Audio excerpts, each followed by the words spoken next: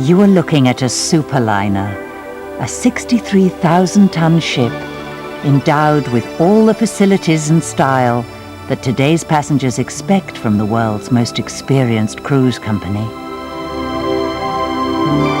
But Arcadia is something more. She's specially tailored for British tastes, has a relaxed and informal atmosphere, and is one of the most spacious of ships. And she's gained a reputation as one of the friendliest ships afloat.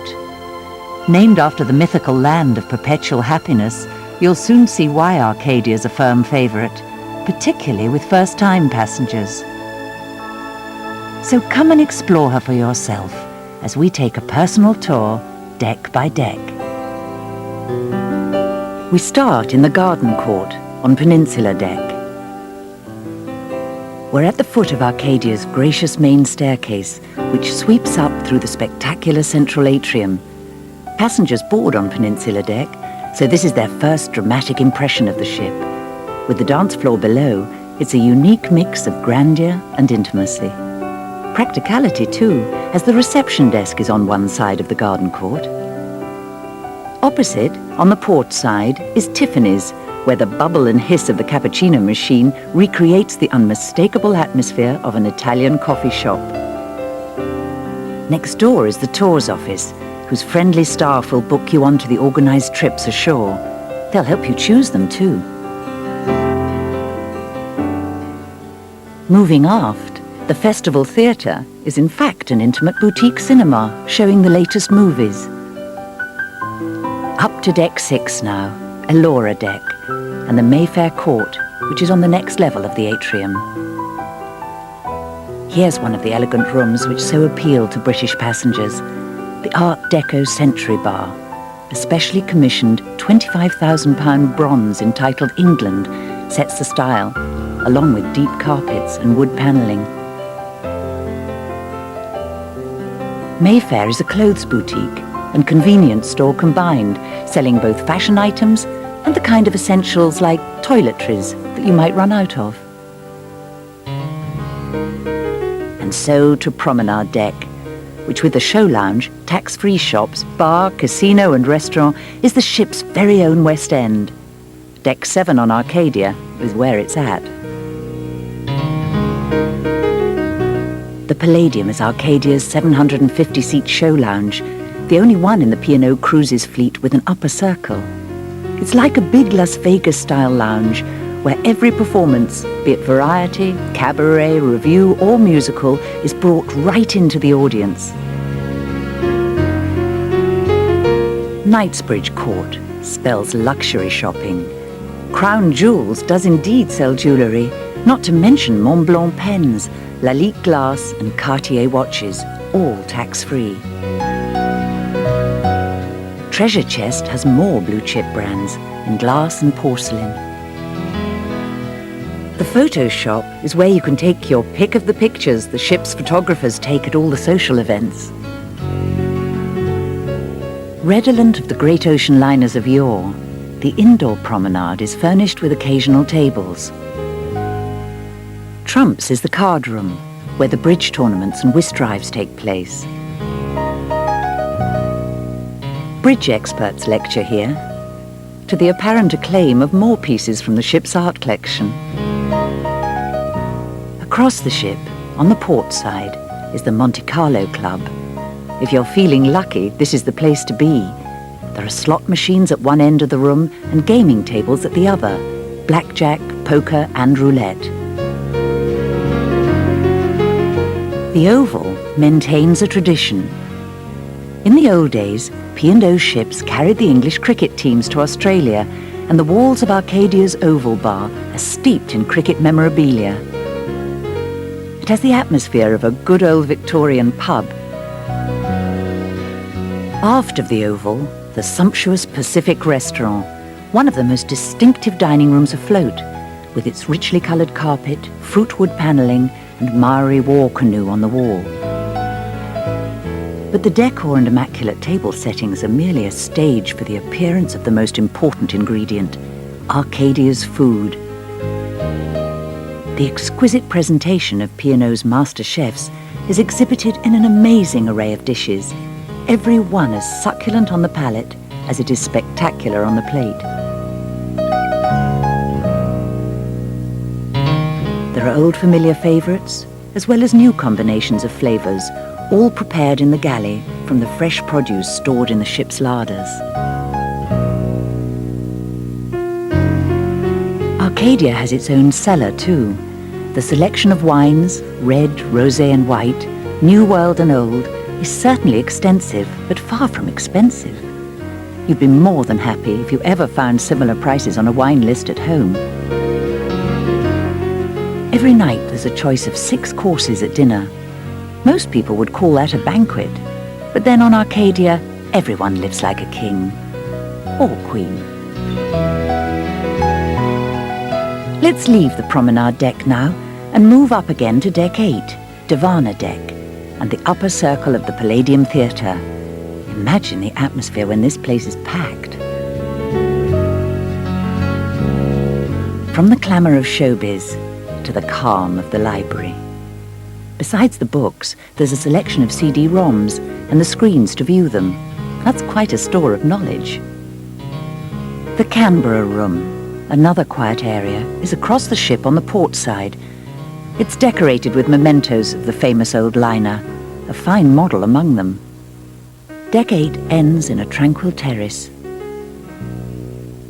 Arcadia is an unusually spacious ship. You'll notice it particularly in her cabins. Like this outside twin, which can convert to a 4, and there's plenty of room for a table and easy chair. An inside twin cabin. Every cabin is air-conditioned, has its own bath or shower, television, safe and fridge. Virtually all the twin beds on Arcadia can be made into king-size doubles, as in this outside twin cabin. Twin cabins can also be sold as singles.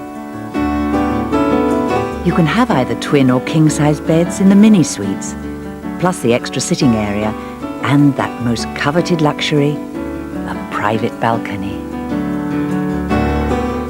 Arcadia's suites, and there are 14 of them, are really impressive. King-size beds, or twins if you prefer, a walk-in dressing area, and a sofa and chairs in the separate sitting space, all complemented by a big balcony. One other vital feature, common to every cabin, all have a personal steward. From morning tea to turning down the beds at night, your steward is on hand to look after both your cabin and you. There's another group of passengers which is not forgotten on Arcadia. Children have their very own part of the ship. Peter Pan's play area is on deck 11 in the stern. It's divided into different areas for different age groups. Little ones up to 5 can be left in professional care in the night nursery until 2 in the morning. Down on deck 2, Decibels is a basement clubroom exclusive to teenagers.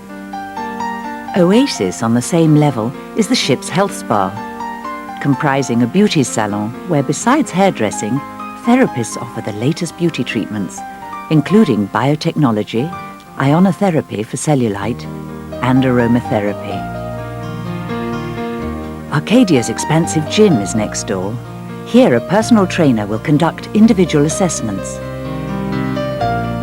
But we'll return to the top of the ship to resume our tour.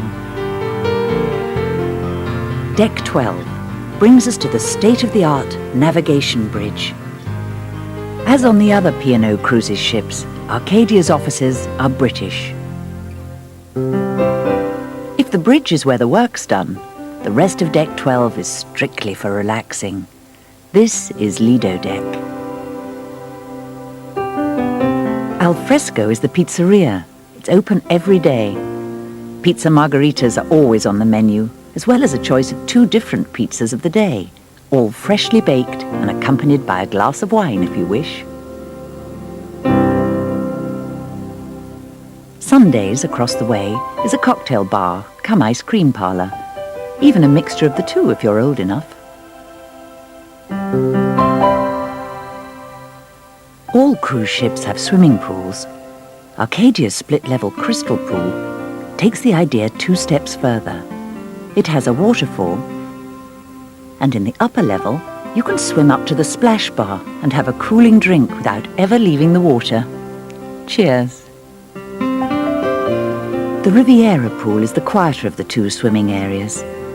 There's nothing much more relaxing than to luxuriate in one of the 4 jacuzzis. Arcadia has more open deck than most ships her size, more even than some bigger ones. The conservatory, in the stern of the ship, filled with light from the big windows down either side, is Arcadia's buffet restaurant. At breakfast and lunch, it's a popular alternative to the waiter service in the Pacific restaurant. Complimentary tea and coffee are available all day. What's great is that you can have your meal out on deck. And so to the very top, deck 14, Sun Deck. The Horizon Lounge is actually even higher than the bridge. With a 270-degree vista and windows almost as big as cinema screens, the Horizon Lounge has the best and most comfortable views on the ship.